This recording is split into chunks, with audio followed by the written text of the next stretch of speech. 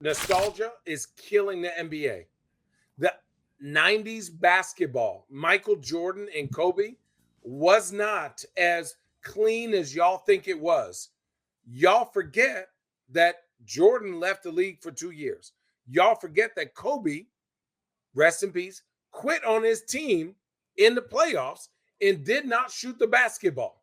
So all this Kobe Jordan, oh, he's not this, he's not that. That is propaganda. Every great player, whether that's Ant, Wemby, Bron, Steph, this, that, they compare him to a motherfucker 40 years ago.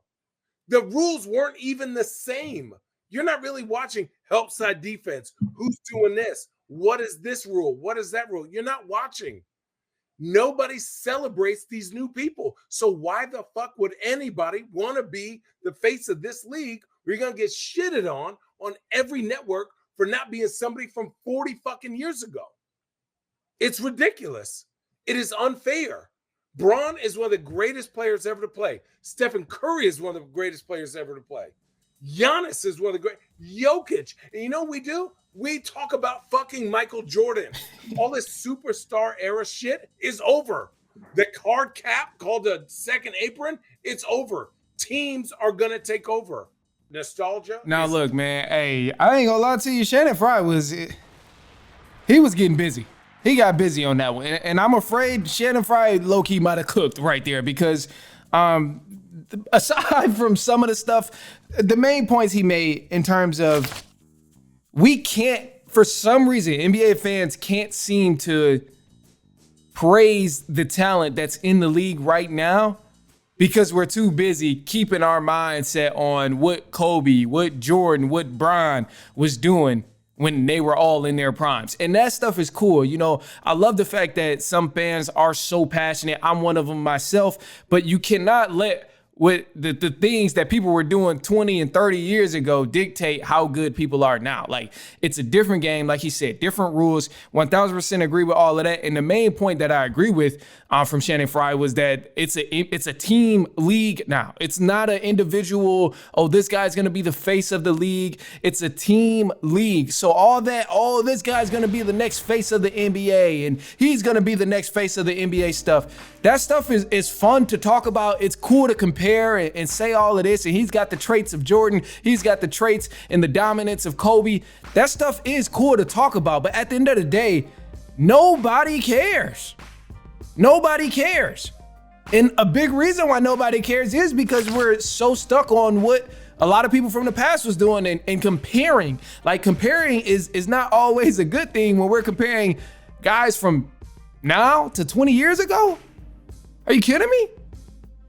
So today with the NBA, you can forget about all this is going to be his league and this is the new face of the league and that guy's going to be the face of the league. No, it's a team sport and it's going to be a team NBA league at this point. So nobody really cares about what any one individual is doing because we're at the age now where you can choose what media you see and you can surround yourself around coverage around specific players and specific guys in the league. And personally, I love that the NBA has become into a point where there is no face of the league. A face of the league in the NBA is not needed, honestly, because you get a variety of great players that you see play on a nightly basis. Instead of media coverage always just showing one guy every day, 7 days a week, now we get to see statistics from 7 different guys each day of the week. And instead, y'all always complain. I'll put it this way.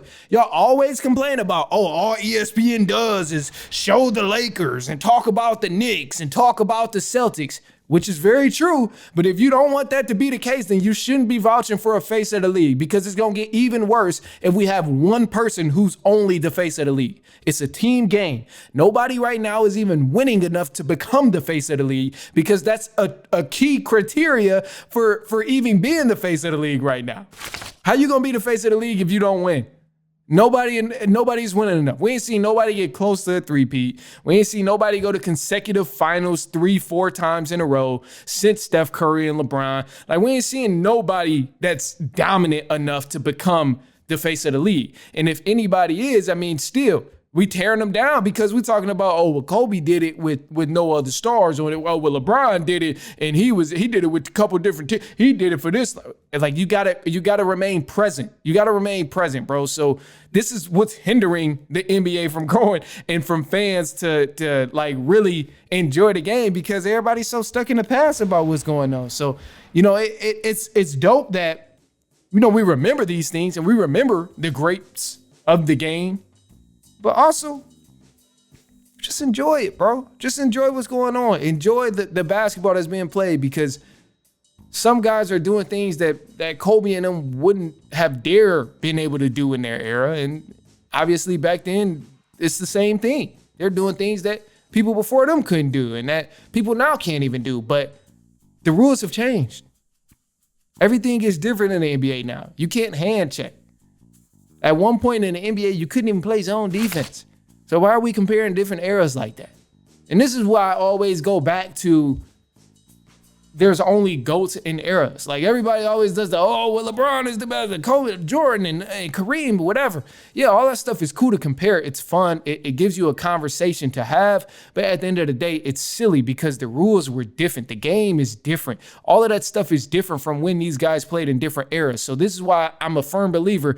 If you ask me who the GOAT is, I'm going to go with the most recent active and best player, which is LeBron right now. But ultimately, there's only GOATs in eras, because Michael Jordan didn't have as much basketball as LeBron had when he was growing up. Kobe didn't have as much basketball as a guy from 20 years now is going to have. So 20 years from now, the game is going to continue to evolve, and there's going to be somebody we've never seen step foot in the league, and we're going to be like, wow, this is the best basketball player ever. It doesn't happen every single era we continue to do this.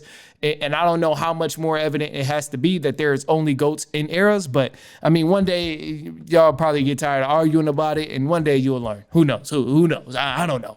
Other than that, man, look, that's all I got for y'all. So I appreciate you for kicking it, for hanging with me, of course. Let me hear what you think about it. 219-413-9405. I'd love to hear your take on it.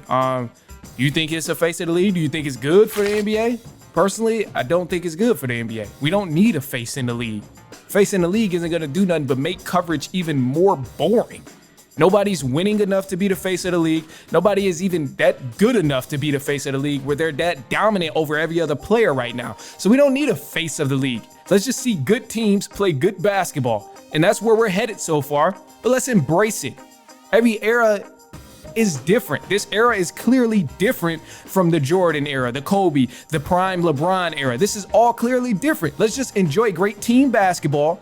And then when someone becomes as dominant as a LeBron was in his prime, or as a Kobe was in his prime, as Jordan was in his prime, because they won so freaking much, then we can talk about maybe they're the face of the league because they're always winning. But how can we say someone's the face of the league if they're not in the spotlight for winning all the time? So yeah, we don't need that right now. But I'd love to hear what you want to say about that. 219-413-9405, of course. And then, we'll play your take back on the next episode.